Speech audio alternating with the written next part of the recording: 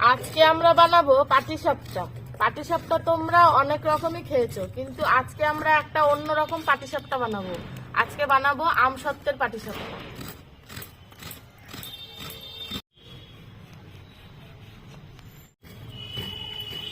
পিঠের জন্য যে আমরা চালের গোলাটা করব, আজকে সেটা এই কমলা লেবুর রসটা দিয়ে গোলানো হবে। পাটিসাপটা তো সবাই নারকেলের পুর আর কাঁচা গোল্লা দিয়েই করে, কিন্তু আজকে আমরা একটু অন্যরকম ভাবে পাটিসাপটা করব। সেটা হলো এই কমলা লেবু আর আমসত্ত্বের পাটিসাপটা। তোমরা ভিডিওটা পুরোটা দেখতে থাকো। এখানে নিয়ে নিয়েছি 200 গ্রাম চালের গুঁড়ো আর 200 গ্রাম ময়দা। এবার এর মধ্যে দিচ্ছি স্বাদ মতো নুন। তারপর এই লেবু রসটা দিয়ে এই গোলাটাকে ভালো করে মেখে নেব।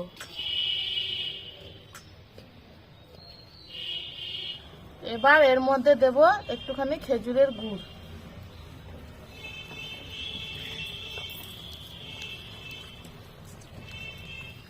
আমসত্ত্বটাকে কুচি কুচি করে কেটে নেব। এটা দিয়ে আমাদের পাটিসাপটার আজকে মেন পুরটা হবে। গোলাটাকে এরকম করে সুন্দর করে গুলিয়ে নিতে হবে, যাতে এর মধ্যে কোনো গুটুলি না থাকে। পাটিসাপটার জন্য নারকেলের পুরটা আমি রেডি করে নিচ্ছি। প্রথমে কড়াইতে দিচ্ছি গুড়। এটা খেজুরের গুড়। গুড়টা গলে গেছে, এবার এর মধ্যে নারকেল কোড়াটাও দিয়ে দিচ্ছি।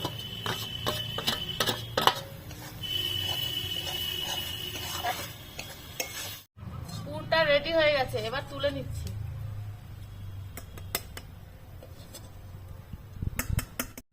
কড়াইতে প্রথমে একটু তেল দিয়ে নেব।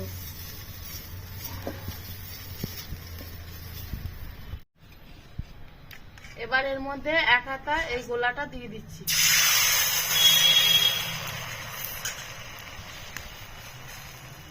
তারপরে এই রকম করে ঘোরাবো, একটু লম্বা টাইপ করে এটাকে বানাবো।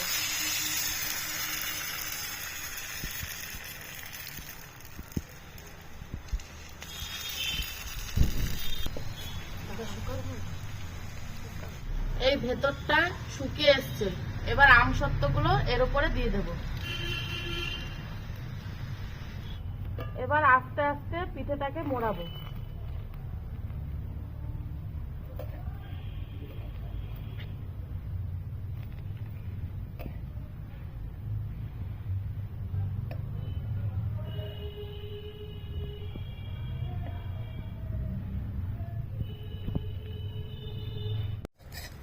এইভাবে রেডি হয়ে গেল আমসত্ত্বের পাটিসাপটা।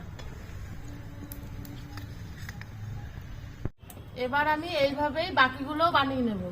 এর মধ্যে কিছুটা নারকেলের দেব পুর, আর কিছুটা আমসত্ত্বের পুর দিয়ে বানিয়ে নিচ্ছি।